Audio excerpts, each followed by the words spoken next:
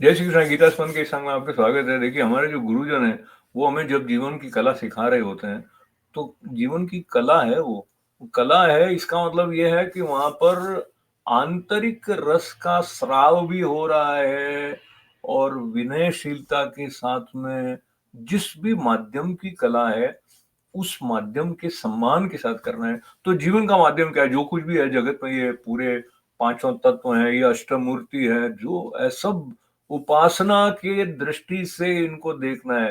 तो उसमें जो मनुष्य हमारे आसपास है, वनस्पति जगत है, सबके प्रति श्रद्धावान दृष्टि हो, ऐसा संतों की वाणी से हम तक जब बात आती है, तो उसमें ये बात बताते हैं स्वामी जी, मेरे गुरु जी, जिनके आश्रय को लेकर मैं भगवद गीता पर थोड़ा सा चिंतन प्रेम से करने का प्रयास आपके साथ कर रहा हूं।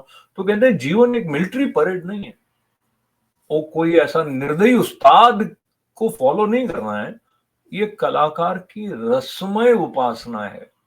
और वो जो ब्रह्मांड नायक है, वो अनंत कलाधारी तुम्हें सिखाएगा। वो क्या सिखाएगा? तो भगवान ये नहीं सिखाएगा कि पैसे कैसे बनाना है या कि कैसे वाहवाही लूट लेना है।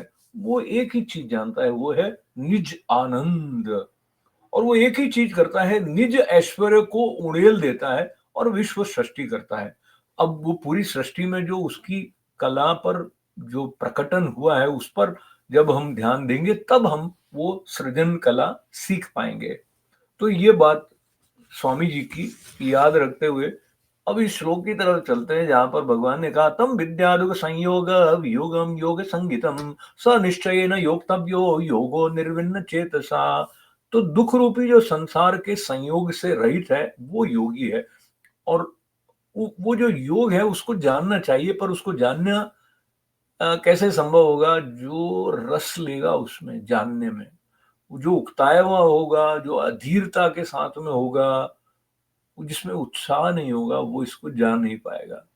अब ये उत्साह कैसे आए और ये धैर्य उस कलाकार की, जो ब्रह्मांड नायक है, जिसकी कृति ये सारा जगत है, उसकी सराहना करने में, उसकी कला को समझने में। तो ये बात जो स्वामी जी के शब्द थे, जिसमें उन्होंने कहा कि पैसे के लिए नहीं है, वाहवाही के लिए नहीं है, निज आनंद के लिए है। तो ये जो निज आनंद है, ये क्या चीज होती है? हम लोगों को आजकल ऐसा लगता है कि इसकी तो कोई जगह ही नहीं रही है, क्योंकि ये पालो, या वहां पे मैंने अपनी ब्रांडिंग कर दी, मेरा नाम हो गया। इससे परे देख पाने की जो क्षमता हमारी है, वो बची रहे, तो योगी होंगे, है ना।